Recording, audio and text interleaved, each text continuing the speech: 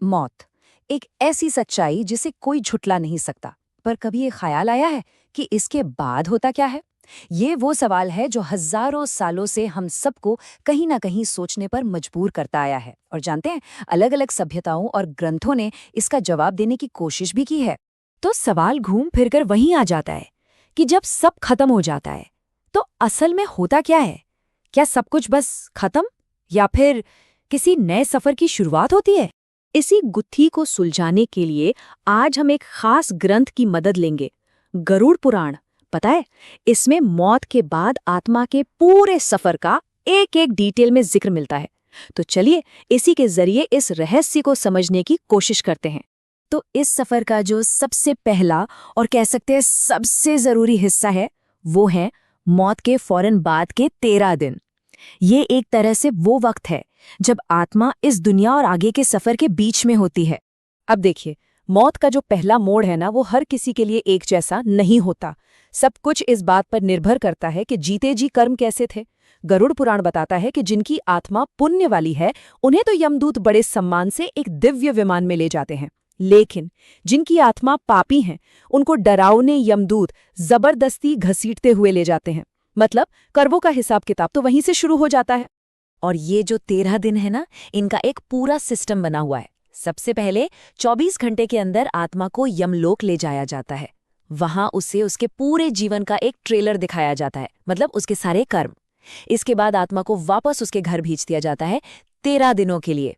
और यहीं पर परिवार के लोग जो पिंडदान करते हैं, उससे आत्मा को एक नया सूक्ष्म शरीर मिलता है। ये शरीर उसे आगे की मुश्किल यात्रा के लिए ताकत देता है। और बस 13वीं के बाद आत्मा अपने असली और आखिरी सफर पर निकल पड़ती है, यमलोक की ओर। तो 13 दिन पूरे हुए और अब शुरू होता है आत्मा का असली इम्तिहान। एक बहुत ही लंबा और मुश्किलों भरा सफर, सीधा यमलोक तक। इस रास्ते में सबसे पहली और शायद सबसे खौफनाक रुकावट जो आती है, वो है वैतरनी नदी। सोचिए, ग्रंथों में लिखा है कि ये नदी खून और मवाद से भरी हुई है, और ये इतनी भयानक है, फिर भी हर आत्मा को इसे पार करना ही पड़ता है। कोई दूसरा रास्ता है ही नहीं। यहाँ भी कर्म ही है जो रास्ता दिखाते हैं। ऐसा माना जाता है कि जिन लोगों ने अपनी जिंदगी में गोदान जैसा कोई पुण्य का काम किया हो, वो तो इस भयानक नदी को आसानी से पार कर जाते हैं। लेकिन जो पापी होते हैं, उन्हें बहुत बहुत ज्यादा तकलीफ उठानी पड़ती है। इससे एक बात साफ होती है कि छोटे छोटे पुण्य के काम भी इस मुश्किल सफर में कितना बड़ा सहारा बन सकते हैं। और ये कोई 1-2 दिन का सफर नहीं है। यमराज के दरबार तक पहुंचने में आत्मा को करीब करीब 47 दिन लग जाते हैं। सोचकर ही अंदाजा लगाया जा सकता है कि ये रास्ता कितना लंबा और मुश्किल होगा। और इन 47 दिनों में आत्मा को एक पल का भी चैन नहीं मिलता। उसे 16 भयानक शहरों से होकर गुजरना पड़ता है। इन शहरों में न खाने को कुछ होता है, न पीने को। जबरदस्त भूख प्यास, और ऊपर से मौसम की ऐसी मार की कोई सोच भी नहीं सकता। कह सकते हैं कि कर्मों के फल की पहली बड़ी परीक्षा होती है। तो इतनी लंबी और दर्द भरी यात्रा के बाद आखिरकार आत्मा अपनी मंजिल पर पहुंचती है, वो जगह जहां उसके पूरी जिंदगी के कर्मों का आखिरी फैसला होना है। अब आत्मा खड़ी है धर्मराज यानी यमराज के दरबार में। ये वो दरबार है जहां इंसाफ होता है, और यहाँ किसी भी गलती या किसी भी तरह की तरफदारी की कोई गुंजाइश नहीं होती। और देखिए, यहाँ न्याय का तरीका बिल्कुल साफ है। सबसे पहले आत्मा को धर्मराज के सामने पेश किया जाता है। फिर आते हैं चित्रगुप्त, जिनके पास हर जीव के हर एक कर्म का पूरा हिसाब किताब होता है।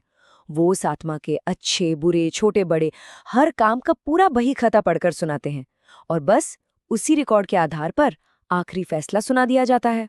और इस फैसले के बाद ही तय होता है कि आत्मा का आगे क्या होगा। गरुड़ पुराण के मुताबिक अब आत्मा के सामने 3 रास्ते होते हैं: स्वर्ग, नर्क, या फिर वापस इसी दुनिया में पुनर्जन्म। एक बात यहाँ पर बिल्कुल साफ है कि इन तीनों में से कौन सा रास्ता मिलेगा, इसका आधार सिर्फ और सिर्फ कर्म है। मतलब जिन लोगों ने अच्छे कर्म इकट्ठे किए हैं, उन्हें स्वर्ग भेजा जाता है ताकि वो अपने पुण्य का सुख भोग सकें।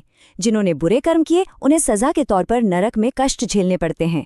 और हाँ, जिनकी कुछ इच्छाएं अधूरी रह गई हों या कर्मों का हिसाब अभी भी बाकी हो, वो इस चक्कर से निकल नहीं पाते और उन्हें एक नए शरीर में फिर से जन्म लेना पड़ता है। तो देखा जाए तो इस पूरे सफर का निचोड़ यही है, गरुड़ पुराण का जो सबसे बड़ा संदेश है वो ये है कि दुनिया की चीज़ों से हमारा लगाव, हमारा मोह, यही वो असली वजह है जो हमें इस जन्म और मृत्यु के चक्कर में फंसाए रखती है। इसी की वजह से हमें बार बार जन्म लेना पड़ता है और दुख उठाना पड़ता है।